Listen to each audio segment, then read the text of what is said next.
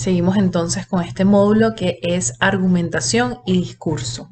Esto es algo que les va a ayudar muchísimo al momento de construir sus notas de prensa y al momento también de dirigirse a otros en, por ejemplo, un comunicado, un video, porque la discusión crítica es lo que permite el avance de una sociedad. Y con ustedes, como miembros de una sociedad, deben entonces comportarse a la altura.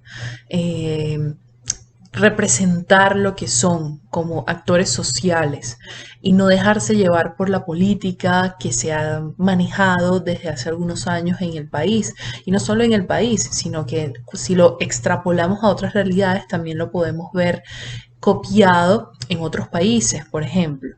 El punto es que cuando uno hace política o quiere un cambio en la sociedad, debe adoptar las mejores herramientas. Una de ellas entonces es la argumentación. Para ello voy a usar unos autores que son holandeses, Van Emeran y Grotendorf, y ellos han estudiado anteriormente toda la historia de la argumentación. La argumentación viene desde Grecia, desde los sofistas, esas personas que se paraban en las plazas a hablar.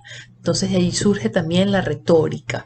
El punto es que lo que nosotros conocemos ahorita como argumentación ha sufrido muchísimos cambios y eso se debe a que actualmente lo que nos interesa es el discurso en contexto, es decir, el discurso insertado dentro de una sociedad, participan unos integrantes, hay algo alrededor que los envuelve, bien sea aspectos sociales, económicos, todo eso forma parte ahora de la argumentación crítica contemporánea.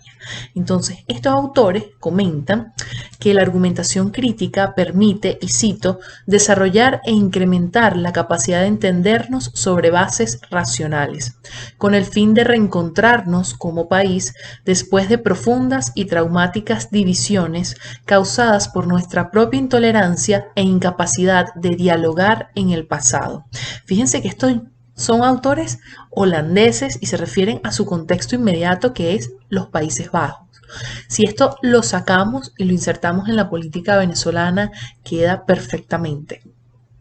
Efectivamente, solo a través del diálogo bien hecho, no de la pelea, ni de la confrontación, ni de los insultos, se logra entonces sanar esas heridas que nos polarizan, que nos enfrentan con el otro, que termina siendo al fin y al cabo nuestro conciudadano, ¿no? Nuestro compañero, nuestro vecino.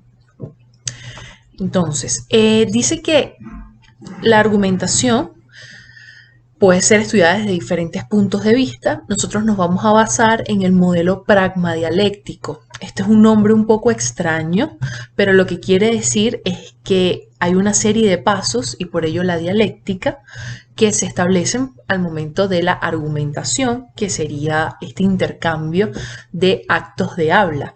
Renuevo con la idea de los actos de habla, el lenguaje es acción.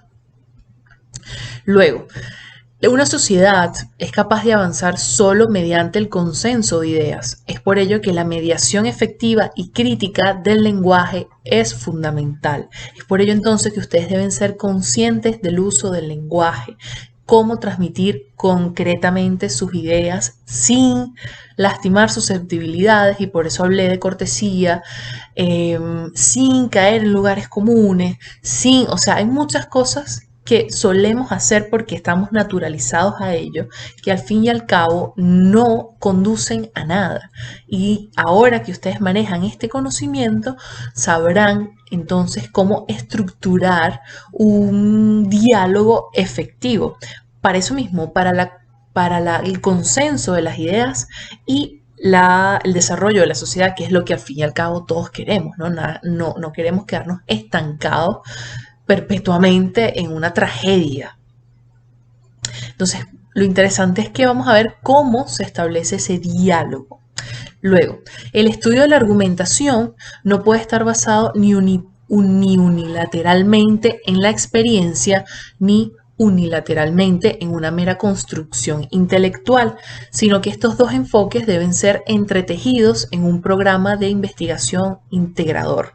O sea, no es simplemente tener grandes ideas ni simplemente saber comunicarlas, es que debe haber una unión entre ambas. Entonces ustedes se preguntarán, ay, ¿cómo logró eso? Bueno, ojalá hubiese una respuesta inmediata, hubiese un manual, y la verdad es que no lo hay. Lo que hay es una descripción de un encuentro comunicativo efectivo, que es lo que yo les voy a explicar a continuación.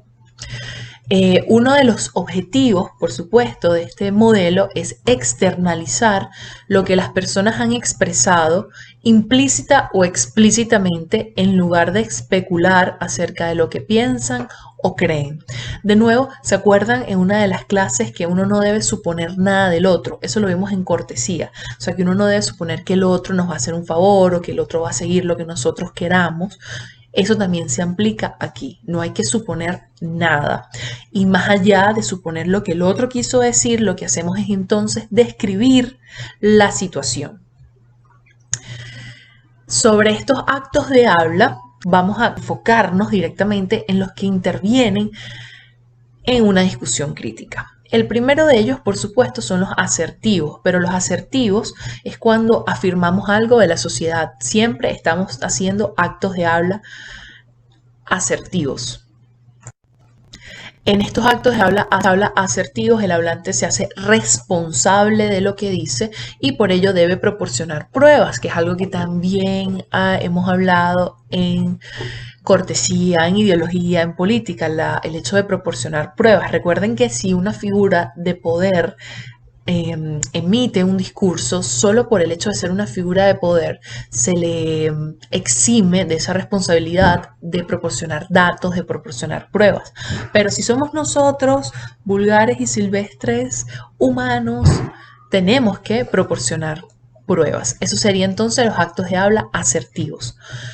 Luego les voy a pasar unos ejemplos para que los vean materializados, ¿no? Pueden servir para presentar un punto de vista, por eso es que siempre los estamos usando, para retractarse de él o mantenerlo, para ofrecer una argumentación, para establecer el resultado de la discusión o para definir un término, explicar una afirmación. Es decir, los usamos siempre, los actos de habla asertivos. ¿Cómo los podemos identificar? Mediante las afirmaciones, las suposiciones y las aseveraciones. Luego tenemos unos actos de habla que ya hacen un poco más de ruido cuando nosotros queremos entablar un argumento, una discusión crítica. Entre ellos están los actos de habla directivos. El hablante intenta lograr que el oyente haga algo que se expresa en el contenido proposicional del acto de habla. Solicitudes, preguntas, órdenes y recomendaciones. Recuerden que los actos de habla directivos generalmente son indirectos. Es decir, te quiero dar una orden, te quiero pedir un favor, pero voy a buscar la manera de que tú no te sientas ofendido y de que efectivamente lo hagas. Una discusión crítica debería moderar ese grado de actos de habla directivos. O sea, no puede ser solo dar órdenes y dar órdenes, porque eso no lleva a ningún consenso. Seguimos entonces con los actos de habla compromisorios. El hablante se compromete a hacer algo que se exprese en el contenido proposicional del acto de habla o abstenerse de hacerlo. En este directivo, ¿se acuerdan de que una promesa y una amenaza cumplen casi la misma función, pero para unos es positivo y para otros sería entonces negativo? Luego están los expresivos, y ojo con esto de los expresivos, porque sirven exclusivamente, como su nombre lo dice, para expresar sentimientos en relación a cierto evento o situación. Por ejemplo, felicitaciones, condolencias y expresiones de alegría, desilusión, rabia o remordimiento. Los actos de habla expresivos, comentan estos autores, manifiestan entonces los sentimientos y no conducen a ningún compromiso específico que sea relevante para la resolución de la disputa. No hay lugar para ellos en una discusión crítica. Esto hay que hacerle bastante énfasis porque nuestro lenguaje político está lleno de actos de habla expresivos. Más allá de proponer algo, de hacer alguna aseveración, los voceros lo que hacen es expresar sus sentimientos sobre un escenario. Por ejemplo, están tristes, están molestos, están llenos de rabia o están llenos de algarabía. Eso no conduce a ningún lado. Entonces, cuando ustedes vayan a construir un discurso, absténganse de expresar sus sentimientos. Esto suena un poco extremo y seguramente en algún momento los van a tener que materializar o los van a tener que meter allí, pero si pueden abstenerse de hacerlo y solo enfocarse en lo que dé paso a una discusión crítica, mejor.